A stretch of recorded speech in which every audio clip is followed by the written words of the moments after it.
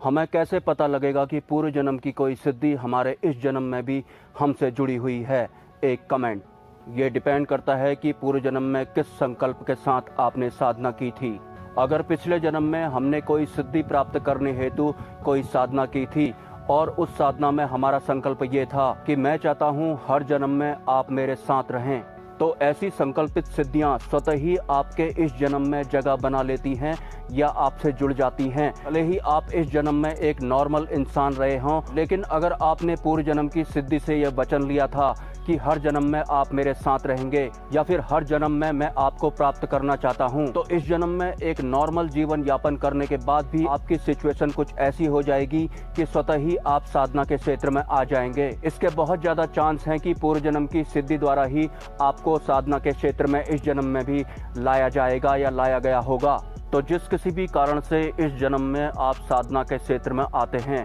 Like साधना के क्षेत्र में आने से पहले आप आम इंसानों की तरह जीवन यापन किया करते थे, लेकिन अचानक से आपने हनुमान चालीसा का पाठ करना शुरू कर दिया और उसके 1 महीने के भीतर ही वीर हनुमान जी ने आपको स्वप्न में दर्शन दे दिए और हनुमान चालीसा का पाठ करने को बोला। इसके साथ ही आपको एक मंत्र जप करने को भी बोला और उसी स्वप्न में आपको कुछ ऐसे दृश्य भी दिखाई पड़ते हैं जो आपको उस स्वप्न में समझ में नहीं आए। हालांकि उसके बाद आपने हनुमान चालीसा का पाठ करना शुरू कर दिया और हनुमान जी द्वारा स्वप्न में बताए गए एक मंत्र का चलते फिरते जप करना शुरू कर दिया। तो इस दौरान आपको सूक्ष्म जगत की बहुत सारी शक्तियों के दर्शन होना शुरू हो जाते हैं, जिनमें भूत प्रेत से लेकर यक्ष गंधर्व किन्नर कुबेर नाग अप्सरा यक्षिणी योगिनी भैरवी इत्यादि सूक्ष्म जगत की शक्तियां शामिल होती हैं। तो हनुमान जी के स्वप्न में दर्शन देने के बाद आपकी इस जन्म की साधना या फिर सूक्ष्म संसार की यात्रा शुरू हुई थी और अभी तक भी आपको ये नहीं पता इतनी सारी सूक्ष्म शक्तियां जो आपको दिखाई पड़ने लग रही हैं, ये खाली ऐसे ही आपको दिखाई पड़ रही हैं या फिर आपकी दिव्य दृष्टि जागृत हो रही है, कुंडलिनी जागृत हो रही है, थर्ड आई एक्टिवेट हो रही है, या फिर इनमें से कोई 1, 2 या 3 शक्तियां पूर्व जन्म से ही आपके साथ जुड़ी हुई हैं। तो इस दौरान जितनी भी सूक्ष्म जगत की शक्तियां आपको प्रत्यक्ष रूप में या फिर ध्यान में या फिर स्वप्न में दिखाई पड़ने लग रही थी, उनमें से कुछ शक्तियां आपको ज्यादा दिखाई पड़ने लग रही थी। वो कोई नाग कन्या भी हो सकती है और वो कोई माता पराशक्ति की सेविका भी हो सकती है। तो साधना में उतरने के बाद या फिर हनुमान चालीसा का पाठ करने के बाद या फिर कोई मंत्र जप करने के बाद आपको जो शक्तियां ज्यादा दिखाई पड़ रही होती हैं, वही शक्तियां पूर्व जन्म की आपकी सिद्धियां होती हैं, भले ही आपने उन्हें पूर्ण रूप से सिद्ध किया हो या फिर आपकी साधना अधूरी ही क्यों न रही हो। अब आपके ऊपर है, पूर्व जन्म में की गई साधना को आप आगे जारी रखना चाहते हैं या फिर पूर्व जन्म से ही अगर कोई सिद्धि आपके साथ इस जन्म में भी जुड़ी है, तो आप किस तरह से अब अपने इस जन्म की सूक्ष्म जगत की यात्रा को आगे बढ़ाते हैं।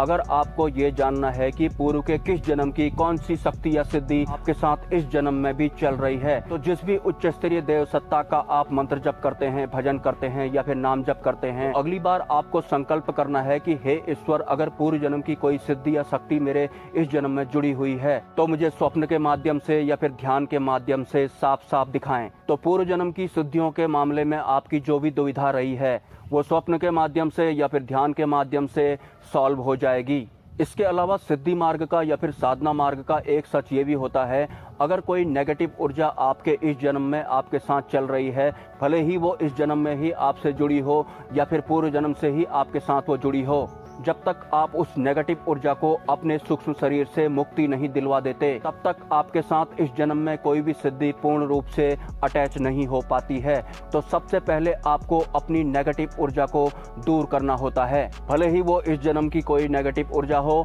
या फिर पूर्व के किसी और जन्म की। एक कमेंट और मुझे आया था कि मुझे 3 लाख रुपए का कर्ज है, मुझे कोई उपाय बताएं। हालांकि ये काम लोक कल्याण करने के अंडर में आता है और मैं अभी लोक कल्याण वाला काम नहीं कर रहा हूँ, क्योंकि लोक कल्याण के काम करने के लिए सूक्ष्म जगत की बहुत सारी व्यवस्थाओं को एक साथ करना होता है। मैं लोक कल्याण का काम क्यों नहीं कर रहा हूँ, इसका सबसे बड़ा कारण ये है कि हम इंसानों का जीवन पूर्ण रूप से हमारे प्रारब्ध के अधीन काम करता है। तो जो भी हमारे इस जीवन में घटित हो रहा होता है उसमें 90% हमारे प्रारब्ध का योगदान होता है और प्रारब्ध की व्यवस्था के साथ छेड़खानी करना एक बहुत बड़ा पाप माना जाता है। तो आपको जो 3 लाख रुपए का कर्ज है वो कर्ज तो आपका एक दिन तर ही जाएगा, लेकिन प्रारब्ध की व्यवस्था के अकॉर्डिंग उन 3 लाखों का भुगतान जब तक आप एक परेशानी के रूप में नहीं भुगत लेते, तब तक आपके उन 3 लाख रुपयों का कर्जा नहीं उतर पाएगा। क्योंकि पूर्व के किसी जन्म में अगर हमने 3 लाख रुपए का किसी इंसान से कर्ज लिया था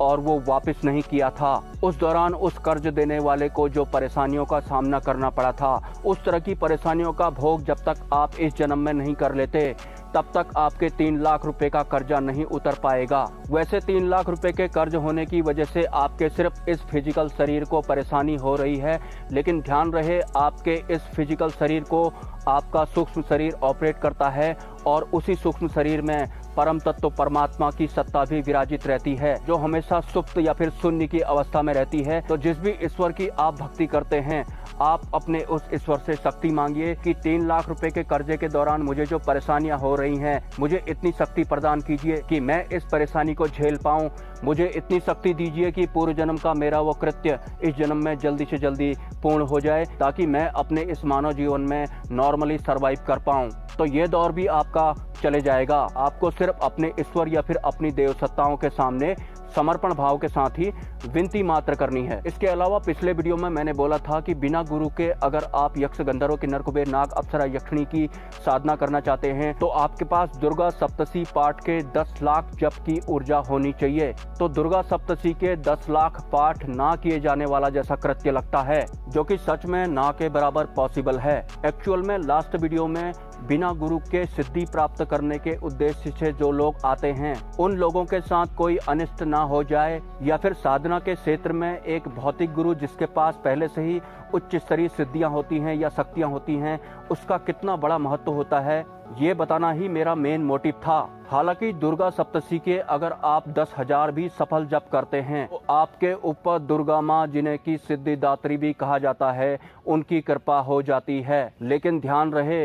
दुर्गा सप्तशी के 10,000 पाठ करने के दौरान आपका ब्रह्मचर्य खंडित नहीं होना चाहिए, ना ही जागृत अवस्था में और ना ही स्वप्न की अवस्था में। तो आप पहले ही समझ जाओ कि अगर आप दुर्गा सप्तशी के 10,000 सफल पाठ करने का संकल्प लेते हैं तो इस दौरान आपकी सूक्ष्म जगत की शक्तियां जैसे कि यक्ष, गंधर्व, किन्नर, कुबेर, नाग, अप्सरा, यक्षिणी, योगिनी, भैरवी द्वारा किस हद तक आपकी परीक्षा ली जा सकती है। क्योंकि मां पराशक्ति के अंडर में आने वाली ये शक्तियां सबसे ज्यादा अगर कोई काम करती हैं तो परीक्षा लेने का काम करती हैं। अगर आपके कोई सवाल हैं तो आप मुझे कमेंट कर सकते हैं, और अगर आप इस चैनल को सपोर्ट करना चाहते हैं तो इसी वीडियो के कमेंट सेक्शन में आपको एक UPI ID मिल जाएगी। स्वेच्छा से आप सपोर्ट कर सकते हैं, कोई जबरदस्ती नहीं है। ब्रह्मा, विष्णु, महेश, जय मां पराशक्ति।